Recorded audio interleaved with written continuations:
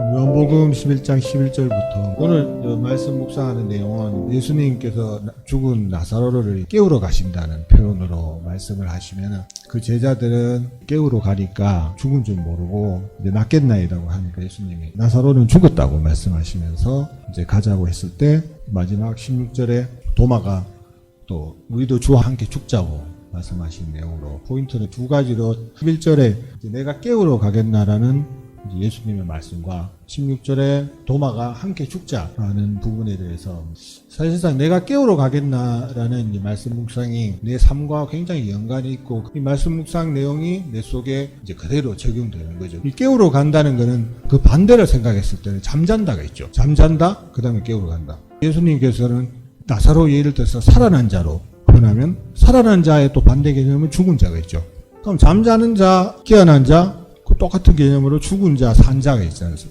이 부분에 대해서 생각을 했을 때는 그대로 예시가 예수님께서 들어주신 부분이 에베소서 5장 14절에 보시면은 잠자는 자여 깨어서 죽은 자 가운데서 일어나라. 너에게 빛을 비추시라는 그 내용하고 그대로 연결이 됩니다. 그러면 죽은 자가 있고 잠자는 자가 있고 깨어난 자가 있고 일어난 자가 있고 빛의 자녀가 있습니다. 그러면 5개로 딱 구분이 되는 거예요. 체감상 우리가 딱 느끼기에도 죽은 자, 예수를 모르는 자 다 죽은 자들이죠. 크리스찬이 아니고 일반인은 다 죽은 자라고 보시면 됩니다. 하나님이 우리 교회에서 말씀 묵상을 하고 이런 게 가장 최후의 단계는 뭡니까? 이 죽은 자를 살리는 거거든요. 그러니까 일반인들한테 이 성경의 말씀, 예수 그리스도의 복음을 전하는 게 우리의 근본 목적이고 우리가 태어난 이유라고 생각을 했을 때는 죽은 자가 있을 거고, 그럼 잠자는 자도 있어요. 잠자는 자. 그럼 잠자는 자를 한번 생각해 보십시오. 그 다음에는 깨어난 자가 있고. 잠자는 자는 제가 생각했을 때는 그냥 일반 말씀 묵상을 안 하는 크리스찬들. 깨어난 자는 예수님과 1대1로 소통하는 자. 하나님과 소통하는 자. 즉 말씀 묵상을 하고 기도를 하고 성령님한테 이 말씀이 무슨 뜻인지 물어보고 계속 소통하고 교통하는 그런 자들이 깨어난 자. 그러면 일어선 자도 있지 않습니까? 이거는 하나님의 역사에 하나님 일에 즉 하나님 틀에게 같이 동참해서 일하는 자들. 그런 자들 일어난 자. 빛의 자는 완결팔리죠. 이런 단계를 느끼게 되더라고요. 그럼 우리는 어느 단계에 있는지를 한번 체크를 해봤어요. 저는 어느 단계에 있는지 체크를 하고 여러분들도 한번 생각해 보시면 어느 단계에 자신이 있는지 한번 체크가 될 거예요. 보통 잠자자는 저는 잠자는 자 같아요. 잠자는 자.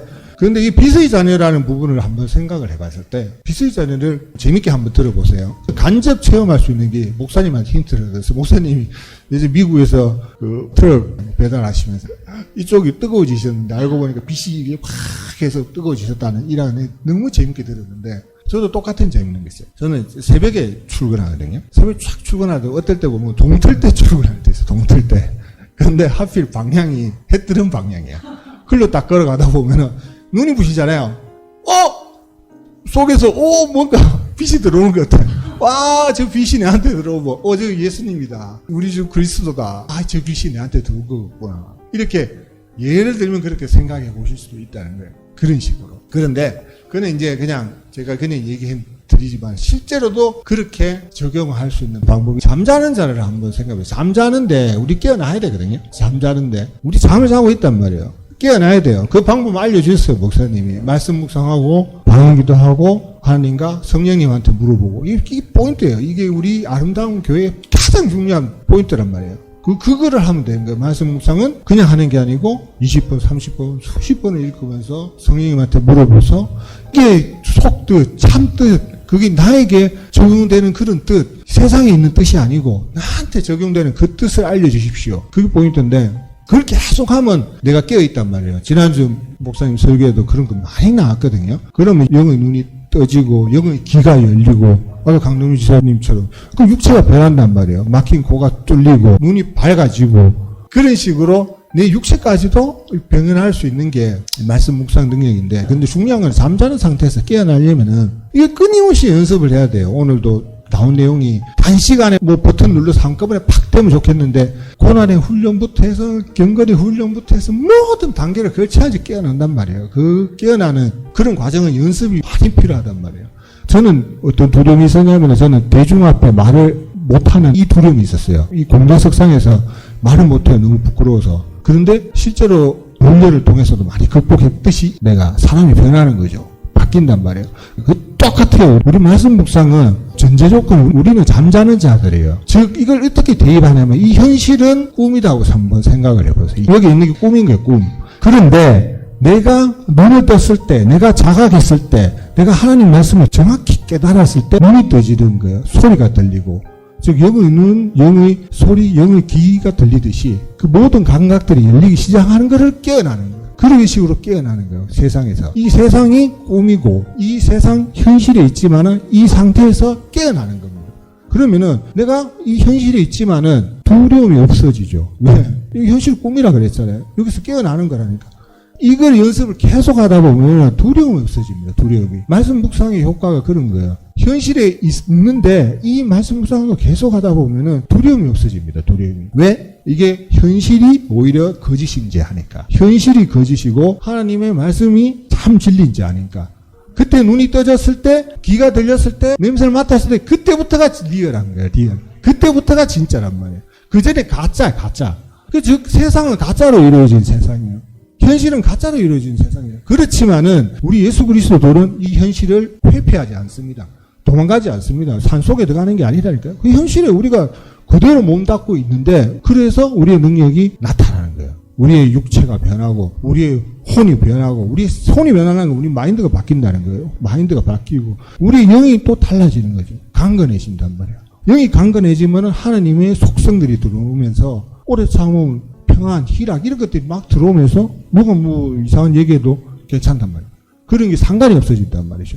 그런 식으로 현실에서 두려움이 없어지고 현실에서 능력이 바뀌고 정말 말씀 묵상을 왜 해야 되는지가 저는 오늘 본문 묵상합니다. 이게 알고는 있었는데 한 번 더 깨우쳐 주는 거죠. 내가 깨어남으로 해서. 즉 내가 깨어남으로 해서 내가 어떤 각자의 상황은 다 틀리겠지만 다 힘들 수가 있어.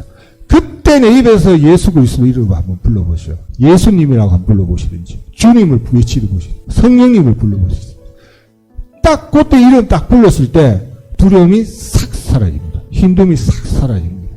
그 순간을 대부분 아마 크리스찬들 느꼈을 분도 굉장히 많으시겠지만은 한 번 더 제가 강조해서 말씀드린 거는 저는 비록 짧은 그 믿음의 시간은 있지만은 저는 이런 걸 묵상하면서 이런 걸 실제로 한번 다 해보고 테스트 해보는 이런 게 있어가지고 해봤어요. 저도 봐요.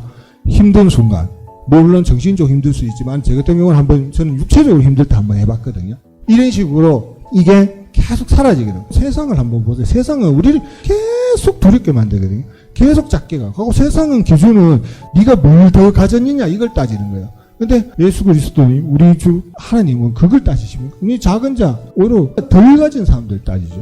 작은 자들 따지죠. 그런 사람들을 더 하나님이 앞세우신단 말이에요. 그래서 세상하고 너무 반대 개념이잖아요. 그럴 때 늘상 말씀 묵상을 통해서 이 성경 구절 생각하면서 이거 목사님 계속 들고 다니라 했잖아요. 휴대폰 좋잖아요. 키면 다 나오잖아요.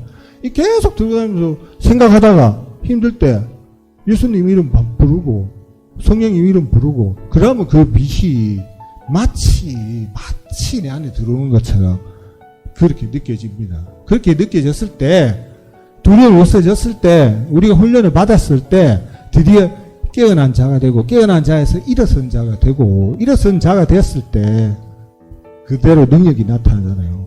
우리의 능력은 뭡니까? 우리의 능력은 기도의 능력이죠.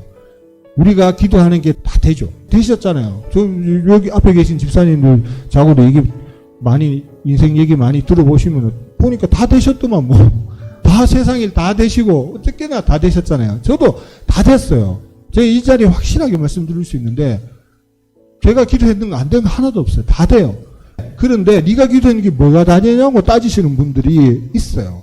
이거 뭐 명예를 얻었냐 돈을 많이 벌었냐 이 기준이 아니라니까요. 그 기준이 아니고 각자 개개인의 그 말 못할 그런 기도들이 있습니다. 그게 다 돼요. 제가 늘상 잘 됐던 기도는 주님 제가 돈이 없으니까 돈을 많이 벌게 해주시고 좋은 직장 얻게 해주시고 차도 주시고 그 기도가 됐다는 말씀이 아니고 제가 잘 됐던 기도는 교회에서 집까지 걸어가는 동안 아니면 교회를 오는 동안 혼자서 나지막히 그냥 툭 던진 방언 기도 속에 있던 내용들 그냥 툭 던진 내용들 이래 좀 됐습니다. 이런 내용들 굉장히 사소한 부분들이죠. 그 굉장히 개인적인 부분일 수도 있어요. 그런데 그런 기도들을 곰곰이 한번 생각해보면 다 됐어요. 그죠? 그럼 어떤 기도가 되는지를 제가 한번 생각을 해보니까 이게 이제 두 번째 포인트였던 도마가 얘기했던 함께 죽으러 가자 하는 내용하고 연결되더라고요. 이게 우리가 하나님의 트랙, 하나님과 동행하는 그 트랙에 있었던 이런 기도들은 다 돼요. 그 트랙을 가기 위한 기도들은 다 돼요. 개인적인 욕심이나 개인적인 그런 것들을 위해서 한 기도보다는 주님이 나를 쓰시기 위해서 했던 이런 나의 기도들은 다 이루어졌다고 보면 됩니다. 즉 주님의 트랙에 들어서야 되는 거죠. 엉뚱한 길로 가는 게 아니고 그 길에 갔을 때는 다 이루어집니다. 그런데 이 도마가 참 있는 말을 하죠. 우리도 주와 함께 죽으러 가자 이 말. 함께 죽자. 우리 흔히 하는 말로 함께 죽자 이런 말을 하잖아요. 도마가. 함께 죽자 말 여러분들 그 나이 좀 드신 분들 많이 쓰셨잖아요. 맨날 술자리 먹으면은 잠부터 치면서 우리는 함께 죽자하고 의리를 지키자하고 저도 20살 때 안 그랬겠습니까? 그 사람도 한 번도 안 봅니다 지금. 만날 일도 없고 다 함께 죽자 혼자 우리 예수 그리스도가 죽으러 가는 도입니까? 그게 아니잖아요. 우리는 살리러 가는 도고 우리는 하나님과 이렇게 생각하세요. 함께 죽다는 우리 예수 그리스도하고 함께 동행하자라고 생각하셔야 되고 그 트랙을 내가 만드는 게 아니고 트랙이 있습니다. 주님의 트랙에. 그 트랙에 나는 단지 내 육체를 얹어드리는 겁니다. 내 육체를 그냥 그 트랙에 도는 트랙에 그냥 몸을 그냥 던져 놓는 거예요. 그 이유는 내 의지가 하나도 들어가면 안 돼요. 우리 목사님 강조하신 그거 내 의지가 하나도 안 들어가면 그 트랙에 자연스럽게 돌아가는 겁니다. 그럼 자연스럽게 기도가 되고 모든 일이 현실에서 자연스럽게 이루어지는 거지. 그 강제로 내가 막 트랙을 부수고 들어가고 이게 아니라는 거예요. 기도는 당연히 내 의지를 갖고 강력하게 해야 되고 말씀 묵상 펴는 거는 강력하게 해야 되지만은 그 외에는 자연스럽게 몸을 내어놔야 돼요. 힘을 풀어야 돼요. 그냥 들어가 버려야 되는 거예요. 그럴 때 현실에서 다 이루어져요. 그럴 때 능력이 나타나는 거예요. 그게 비스의 자녀고 그게 일어선 자들이 하는 행동이고 그 행동이 굉장히 쉽게 들리시지만은 진짜 고난이도의 행동이란 말이에요. 그래서 다 경건 훈련받고 묵상 훈련받고 다 이거 목줄 거 잡고 저도 여기 서는 이유가 그런 거예요. 한 스텝 올라가고 싶어요. 아직 계속 잠자요. 여기 내려가면 또 자는데 깨어나야 될 거 아니에요. 일어서야 될 거 아니에요. 나도 트랙에 한번 들어가 봐야 될 거 아닙니까? 우리도 여러분도 들어가셨겠지만 나는 못 들어갔단 말이에요. 못 들어갔으니까 어쨌든가 들어가 봐야 될 거 아니에요. 그런 식의 단계가 있는 거고 그러면 우리 말씀 묵상하고 기도하고 방을 기도하고 또 이렇게 어떤 공유를 하고 선포를 하고 이게 이 사이클이 어떻게 보면 정말 완벽한 사이클이죠. 이 사이클이 그거를 목사님을 통해서 하나님의 지혜를 알려주신 거예요. 그거를 우리는 우리 아름다운 교회에서 직접 다이렉트로 그대로 듣는 거잖아요. 그러니까 얼만큼 생동감이 있겠습니까? 이렇게 해야지만 예를 들어서 5장 14절처럼 우리가 죽은 자 가운데서 깨어나서 빛의 자녀로 살고 우리가 그래 살게 된다면은 주변의 사람들 다 죽은 자들 다 살릴 수 있고 깨울 수 있다는 거예요.